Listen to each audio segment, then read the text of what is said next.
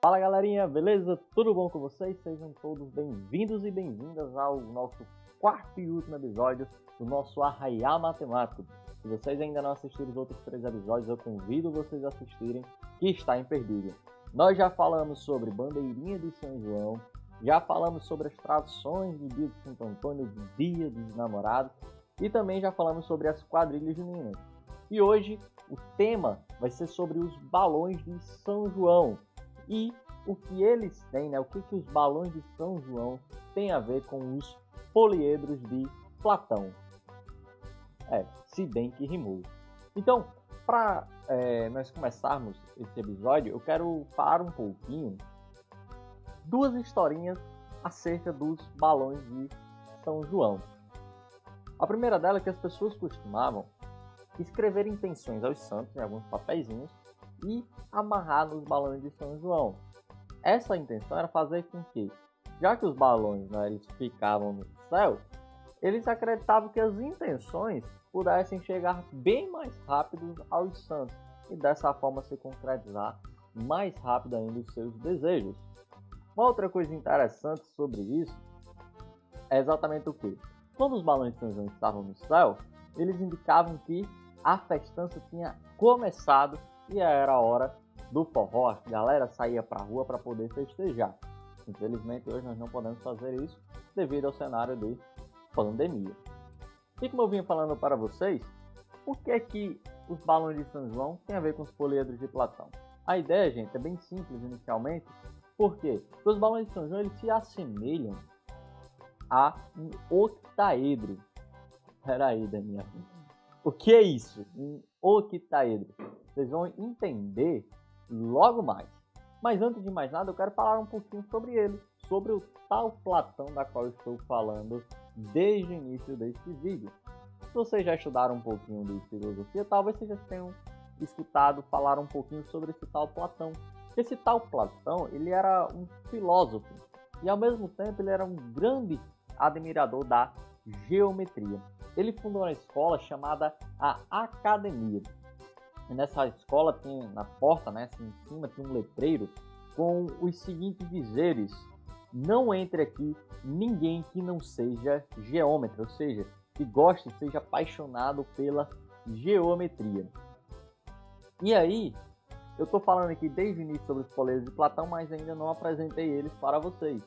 E aí eu quero logo apresentar antes de continuar, Então, os poliedros estão aí na tela para vocês, Vocês podem ver aí o cubo, o tetraedro, o dodecaedro, o icosaedro e o octaedro. Exatamente esse octaedro que ele se assemelha exatamente ao balão de São João, Na verdade, o balão de São João que se assemelha a ele. Eu estou falando aqui tanto na palavra poliedro, e vocês podem parar e se perguntar e dizer assim: Daniel, peraí, o que significa isso? Veja, olha a terminologia da palavra, Olha, chega até falei bonito agora. Poli, de vários. Edro, faces. Então eles vão ter várias faces. E é o que a gente vai ver, O cubo, o tetraedro, a gente vê aqui, Já dá pra ver que ele tem realmente muitas faces. Então, essa é a ideia de poliedro. E aí, esses poliedros aqui, eles foram denominados como os poliedros de Platão, O cubo, quem já jogou joguinho de tabuleiro, tenho certeza que já usou dados, Os dados se assemelham a um cubo. Tetraedro vem logo na mente o quê? As pirâmides lá do Egito. E aí eles foram denominados como os poliedros de Platão. Mas deixa eu contar um segredinho para vocês que a gente vai desmistificar ao longo desse vídeo. Se eu disser para vocês que esses poliedros provavelmente não tem nada a ver com Platão, e aí vocês podem parar e pensar assim: peraí, mas por que poliedros de Platão? A gente vai entender ao longo deste vídeo. Primeiro, esses poliedros aqui provavelmente já existiam antes mesmo do próprio Platão. Existiam relatos de povos neolíticos que já trabalhavam com esses sólidos. Então a gente já pode ter esse surgimento, pode até ter vindo antes do próprio Platão. Mas onde é que surge o nome de Platão associado a esses poliedros que vocês estão vendo aí na tela de vocês. Essa denominação ela vem aparecer no livro de número 13 dos elementos de Euclides, um livro muito conceituado de geometria. Então, nesse livro ele aparece, né, o primeiro tratamento matemático acerca desses sólidos geométricos. E aí nesse livro que eles denominam, né, dá um nome desses sólidos a Platão. Apesar de que alguns autores eles afirmam que essa denominação ela é errônea. Por quê, Daniel? Porque alguns autores já dizem que esses três primeiros poliedros aqui, que vocês estão vendo aí na tela de vocês, né, o cubo, o tetraedro, o dodecaedro, eles se davam, né, aos pitagóricos. Não confundam, né? Eu não estou falando de Pitágoras diretamente. Eu estou falando da escola pitagórica, certo? Então, esses três primeiros aqui já relacionavam eles a os pitagóricos, enquanto esses dois últimos, o icosaedro e o octaedro, se relacionavam com pieteto, beleza? E aí vocês podem parar e perguntar, Daniel, mas o que é que Platão tem a ver com essa história? Platão ele foi o primeiro a demonstrar que existiam apenas esses 5 poliedros regulares, né? O cubo, o tetraedro, o decaedro, o icosaedro e o octaedro. Então ele foi o primeiro a demonstrar que existem apenas esses 5 poliedros regulares. Apesar de que hoje a gente já tem conhecimento que não existe apenas esses 5 poliedros regulares, né? Então a gente vai fazer uma correção em cima dessa afirmação, né? Existe apenas esses 5 poliedros regulares e convexos. Mas antes de eu falar dessa ideia de ser convexo, eu quero primeiro falar a ideia de ser regular. O que seria essa ideia de ser regular? É que cada poliedro desse, lembra que eu falei que tinha várias faces? Então cada face dessa é composta por polígonos que têm lados iguais. Como por exemplo, o cubo, né, ele é formado por quadrados. E o que é um quadrado, né? Ele é um quadrilátero, uma figura de 4 lados, e 4 lados iguais. O tetraedro, o icosaedro e o octaedro são formados por triângulos, só que triângulos equiláteros, que possuem seus 3 lados iguais. E o dodecaedro ele é formado por pentágonos, né? Novamente, pentágonos regulares que possuem seus 5 lados iguais. E como eu falei, esses aqui são os únicos poliedros regulares convexos, porque além deles existem poliedros regulares côncavos, certo? E qual é essa ideia de côncavo e convexo? Eu vou falar numa linguagem bem popular. Você imagina espetar um palito, né, em um desses sólidos aqui. Quando você espetar ele, já que eles são convexos, não vai ficar nem um pedacinho do palito para fora desse sólido. Ao contrário, num côncavo, quando você espetar um palitinho, vai ficar pelo menos um pedaço desse palitinho para fora.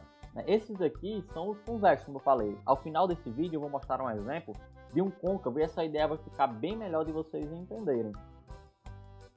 E aí, em uma obra sua, Platão, né, uma obra chamada Timeu, ele relaciona cada sólido desse, cada poliedro desse, a um elemento da natureza.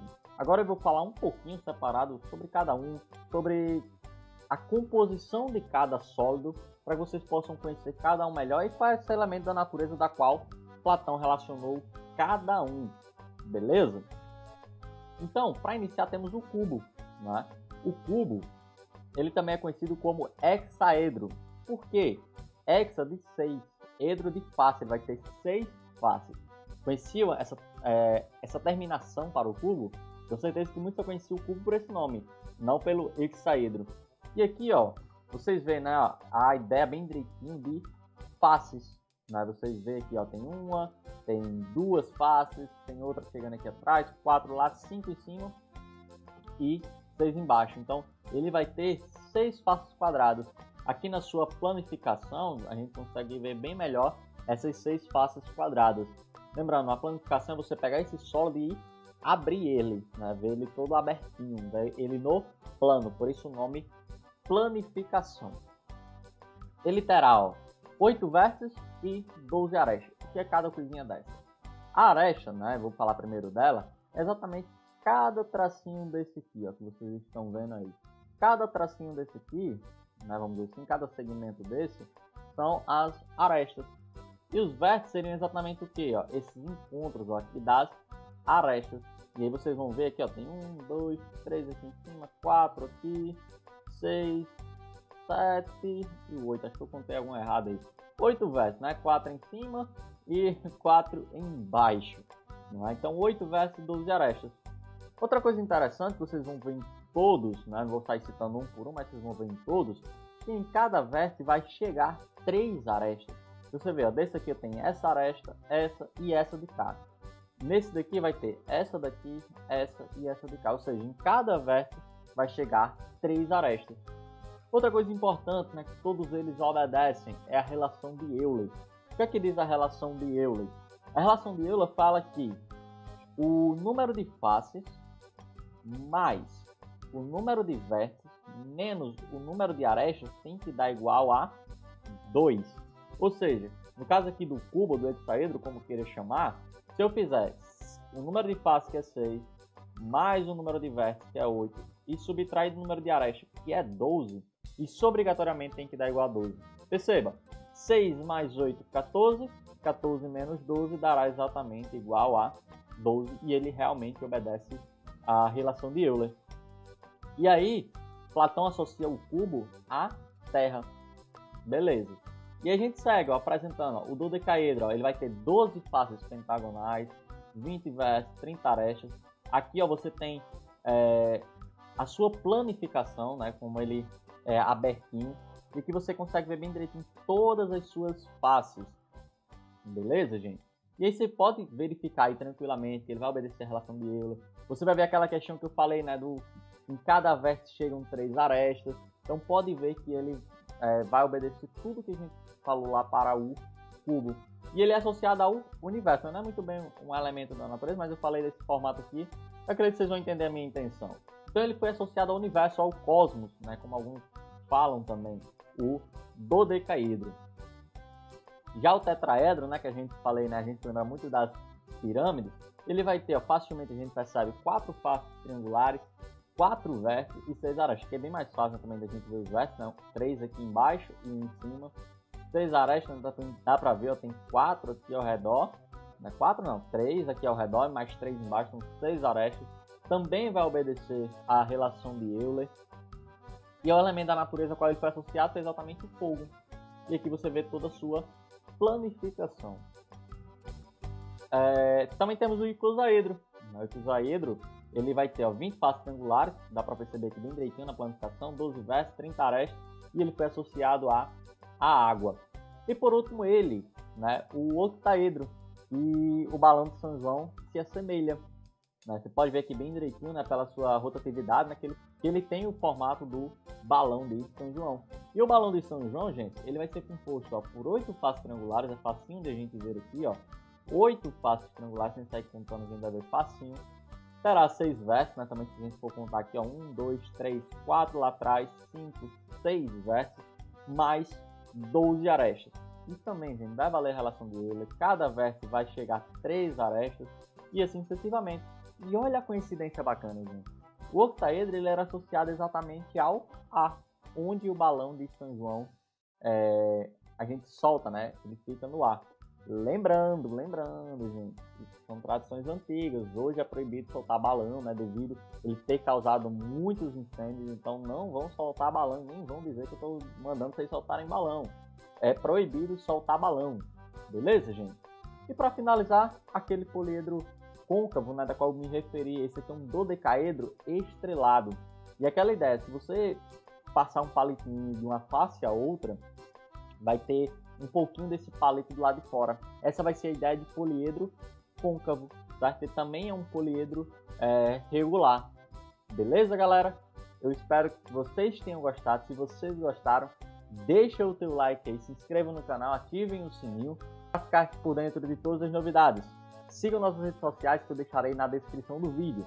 Eu espero que vocês tenham gostado desse nosso arraial matemático. E até uma próxima, galera. Valeu!